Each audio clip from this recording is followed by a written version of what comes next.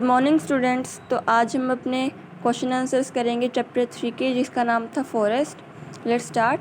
और इसमें हम कुछ एक्स्ट्रा क्वेश्चन आंसर्स भी करेंगे जो आपके पेपर में आ सकते हैं। Question 1, name any 4 products that are obtained from forest. हमें कुछ भी 4 प्रोडक्ट्स बताने हैं कि जो फॉरेस्ट से लिए जाते हैं। फर्स्ट है हमारा wood, gum, honey, medicines and spices. ये सारी चीज़ें हैं जो वो फॉरेस्ट से ही ली जाती हैं। Second question, why do some man cut trees. जो कुछ ह्यूमन बींग्स हैं वो पेड़ों को क्यों काटते हैं। फर्स्ट पॉइंट है to make houses and factories बनाने के लिए, उनके घर बनाने के लिए। फॉर एग्रीकल्चर, कुछ काम करने के लिए। फॉर वुड, और लकड़ियों के लिए वो फॉरेस्ट को काटते हैं। Question 3, what is Gir national park famous for. ये हमने फिलिप्स में भी किया था कि गिर नेशनल पार्क कहाँ पे फेमस है, तो वो है द एशियंटिक लॉयन। कहाँ पे फेमस है वो हम आगे पढ़ेंगे। इसमें पूछा है व्हाट इज़ द गिर नेशनल पार्क फेमस फॉर, किस वजह से गिर नेशनल पार्क फेमस है। क्योंकि वहाँ पे जो एशियंटिक लॉयन है वो ज़्यादातर जाना जाता है, गिर नेशनल पार्क में पाया जाता है, तो वो इस नाम से फेमस है। Fourth question, name 2 migratory birds that visit Bharatpur bird sanctuary. हमें 2 बर्ड्स बतानी है जो भारतपुर बर्ड सेंचुरी में पाए जाते हैं। एक है सिब्रिन क्रैंस, ये हमने पढ़ा था, और एक है पेलिकैंस। ये 2 आप लर्न कर लेंगे, सिब्रिकैंस और पेलिकैंस, के लिए ईजी हैं। Fifth question, what is the average temperature and annual rainfall needed for a forest to develop.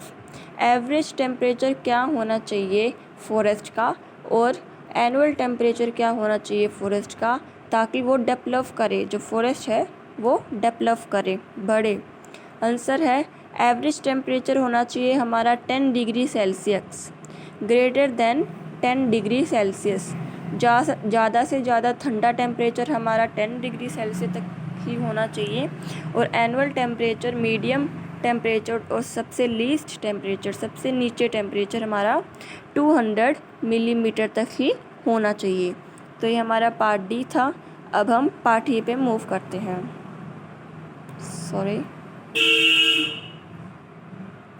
ये पार्ट ही है। List 4 harmful effects of deforestation. Deforestation के हमें हार्मफुल इफ़ेक्ट्स लिखने हैं। डिफॉरेस्टेशन का क्या मतलब है कि जो पेड़ों को कट करते हैं, कटिंग ऑफ ट्रीज़ किसे कहते हैं, डिफॉरेस्टेशन को। तो कुछ हार्मफुल इफ़ेक्ट्स हमें इसमें यहाँ पे लिखने हैं। फर्स्ट है decrease in rainfall. Decrease in rainfall का मतलब है कि बारिश कम होती है वहाँ पे जहाँ पे डिफॉरेस्टेशन होता है। सेकंड पॉइंट है increase of carbon dioxide in air, कि एयर में जो कार्बन डाइऑक्साइड प्रेजेंट है उनकी वो भी इंक्रीज़ होती है, बढ़ती है। Third, increase the soil erosion. Soil erosion को भी इंक्रीज़ करता है deforestation. Destruction of home of a number of plants and animals, कि जो प्लांट्स और एनिमल्स हैं फॉरेस्ट में डिफॉरेस्टेशन के कारण वो भी कम होते हैं, प्लांट्स भी कम ग्रो होते हैं और एनिमल भी वहाँ कम ही आते हैं। Second question, how do forest prevent soil erosion, कि जो फॉरेस्ट है वो सॉइल इरोजन कैसे प्रिवेंट करता है, कैसे बचाता है। तो trees bind soil particles with their strong roots. जो ट्रीज़ हैं वो बाइंड कर लेती हैं उस सॉइल पार्टिकल्स को, जैसे कि ये ट्री है,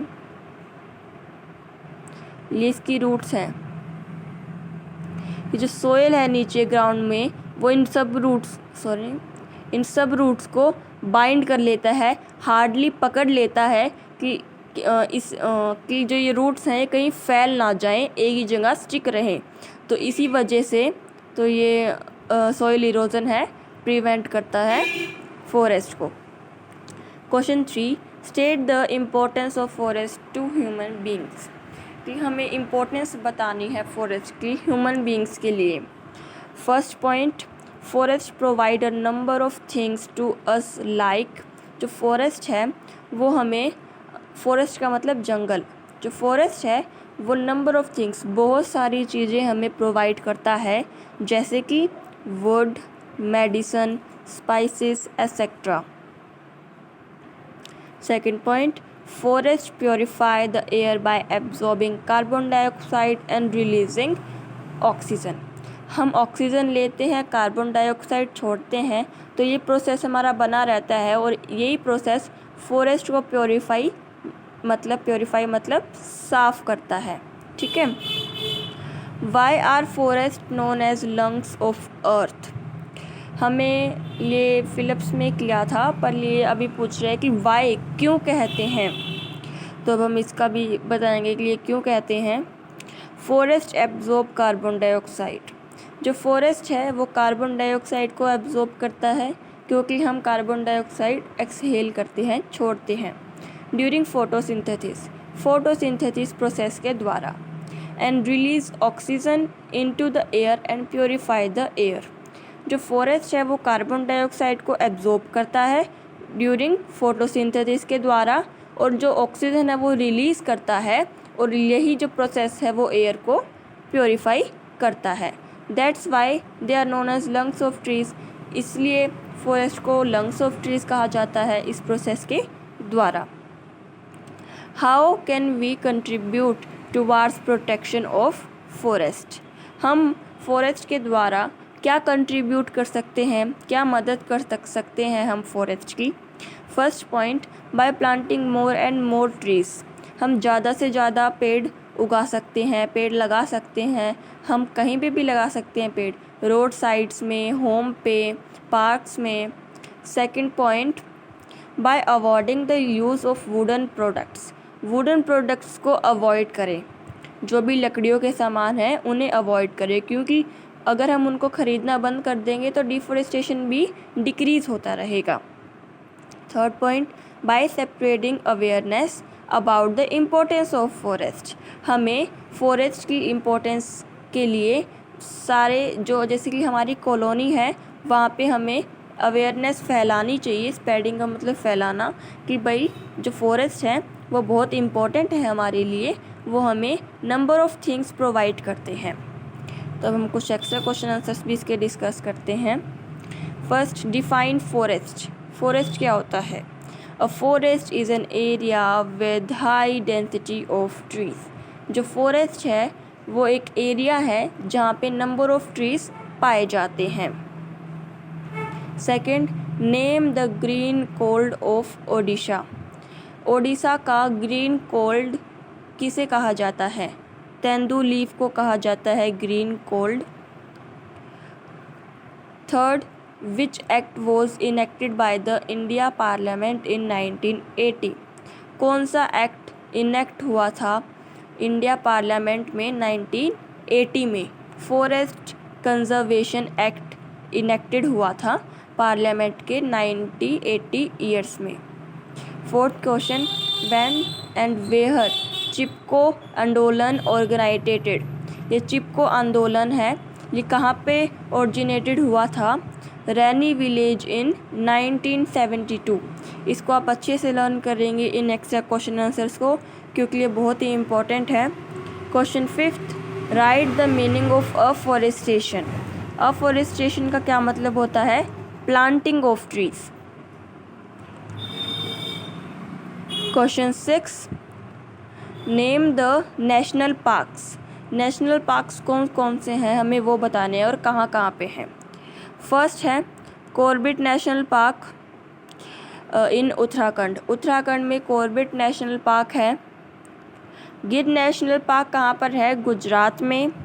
धधवा नेशनल पार्क कहाँ पर है, उत्तर प्रदेश में। एंड कांजीरंगा नेशनल पार्क कहाँ पर है, असम में। ये आपको लर्न करना है। Seventh question, write the difference between national park and wild life sanctuary. तो हम इसमें डिफरेंस करेंगे। नेशनल पार्क का फर्स्ट पॉइंट है area that provides protection to the trees, flowers, landscape and wild animals. ऐसे एरिया जो फॉरेस्ट को, trees को, फ्लावर्स को प्रोटेक्ट करते हैं, एनिमल्स को, वाइल्ड एनिमल्स को प्रोटेक्ट करते हैं।